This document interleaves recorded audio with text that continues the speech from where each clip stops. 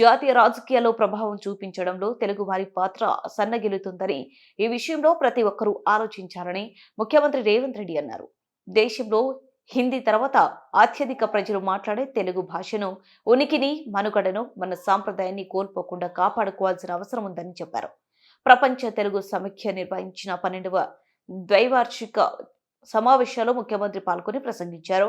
ఈ సందర్భంగా సమైక్య ప్రచురించిన తెలుగుధనం పుస్తకాన్ని ఆవిష్కరించారు. గతంలో దేశ రాజకీయాల్లో ఎంతో మంది తెలుగువారు క్రియాశీలకంగా వ్యవహరించారని, నీలం సంజీవ్ రెడ్డి, పివి నరసింహారావు, ఎన్టీఆర్, కాక వెంకటస్వామి, జైపాల్ రెడ్డి, వెంకయ్య నాయుడు లాంటి వారు ఆనాడు దేశ రాజకీయాల్లో కీలక పాత్ర వహించారని ఈ సందర్భంగా ముఖ్యమంత్రి గుర్తు చేశారు. రాజకీయం, సినీ, వాణిజ్య రంగాల్లో ఎంత స్థాయిలో రాణించినప్పటికీ మన భాషను మర్చిపోవద్దని, పరభాష జ్ఞానం సంపాదించాలి, కానీ మన భాషను గౌరవించాలని అన్నారు.